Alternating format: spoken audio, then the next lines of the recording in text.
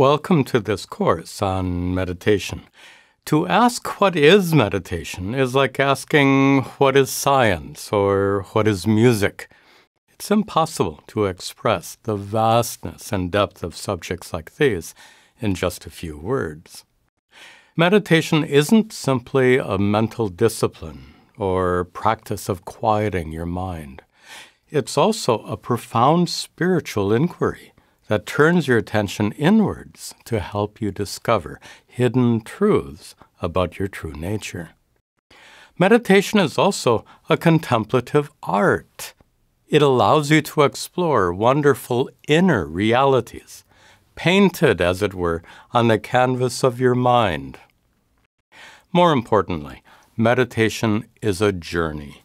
It's a path of sacred wisdom and spiritual growth that can lead you towards enlightenment.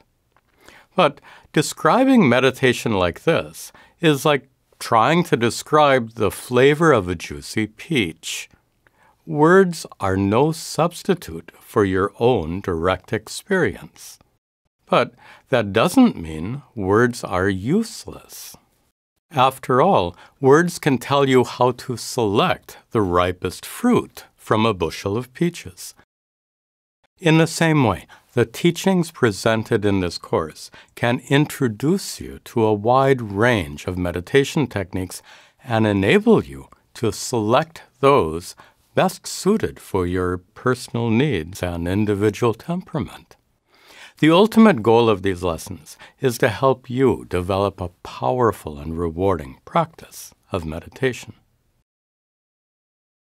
Meditation has been practiced for millennia, and not just by Buddhists and Hindus.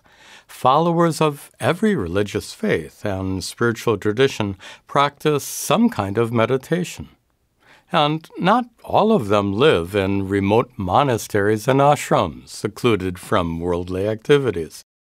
Meditation is meant for everyone, for people of all walks of life. I learned this in the 1970s, when I lived in California and worked as a computer engineer. In those days, the first yogis and swamis from India had just begun to arrive in the U.S. Some of them landed on the shores of sunny California, providing me with a great opportunity for spiritual study. I grew up in the 1960s, which was a turbulent time in this country. Like many of my generation, I had abandoned the Christian religion of my childhood and was interested in Eastern spirituality, as we called it then. I attended classes on yoga and meditation taught by several swamis and their American disciples. My practice back then was very basic, just a few yoga postures, breathing exercises, and simple meditation techniques.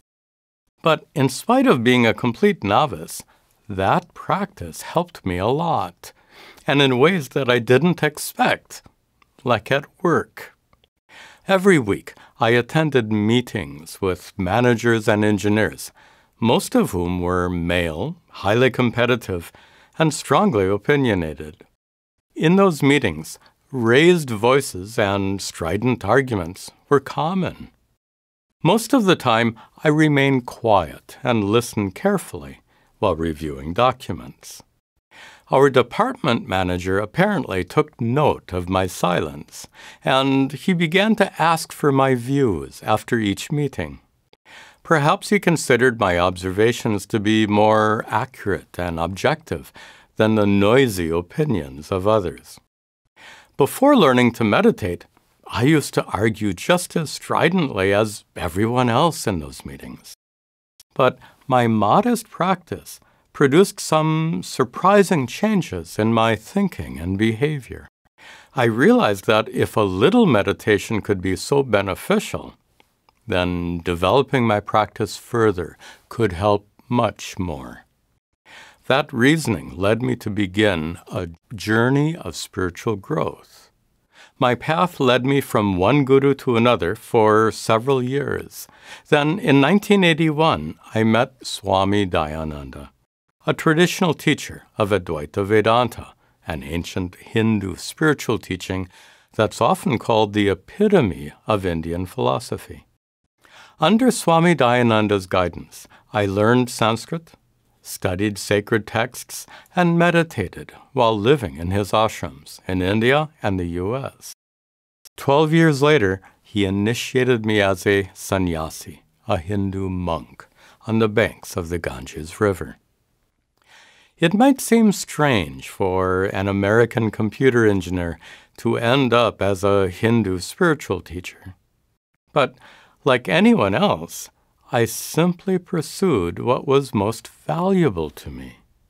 In the teachings of Vedanta and in the practice of meditation, I found such extraordinary value that it was only natural to devote myself to those pursuits. It's also natural for me to share the teachings and practices that have helped me so much over the years.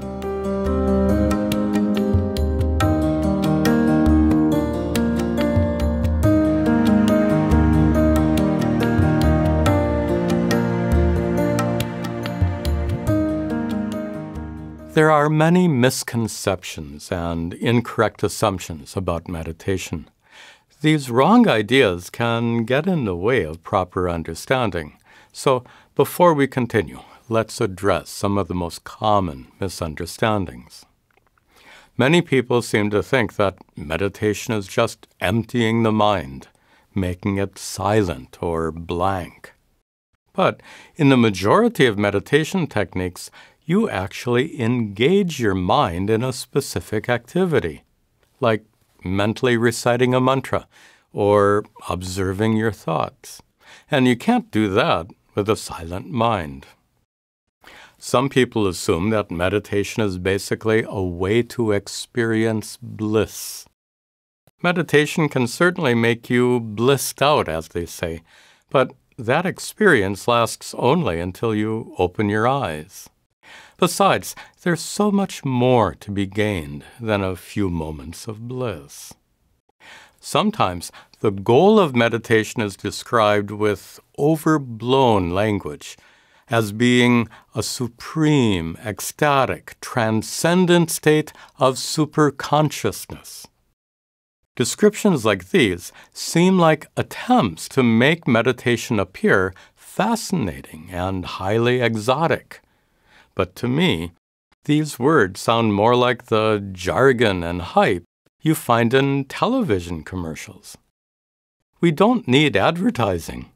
We need clear and correct guidance. Another fallacy is that meditation is a misguided attempt to escape the problems of life, like troubles with your family, work, finances, and so on. After all, when your meditation session comes to an end, all your problems remain unchanged and unresolved.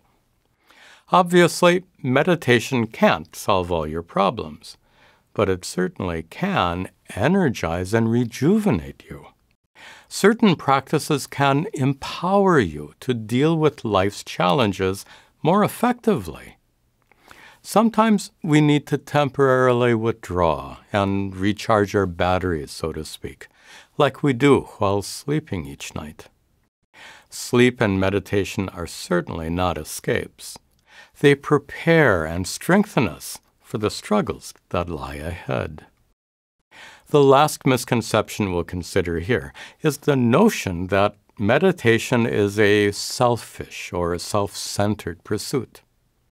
If you see a meditator sitting alone with her eyes closed and smiling as peace and happiness fill her heart, it would be wrong to conclude that she is somehow self-obsessed, because after meditating, she can share all that peace and happiness with others. It's a fact of life that you can only give to others what you yourself possess. You can share your money, your car, and house only after you've acquired them. In the same way, you can share happiness, love, and joy only when you yourself possess them. The more inner peace you discover in meditation, the more you have to share with others. This principle has a dark flip side. Anything undesirable that you possess can also be shared with others. For example, when you get a nasty cold, you might very likely give it to friends and family. Or if you're in a really bad mood, those closest to you will probably get affected by it. And if your heart is full of anger, hurt, or sadness, all that will get passed on to others, whether you want to or not.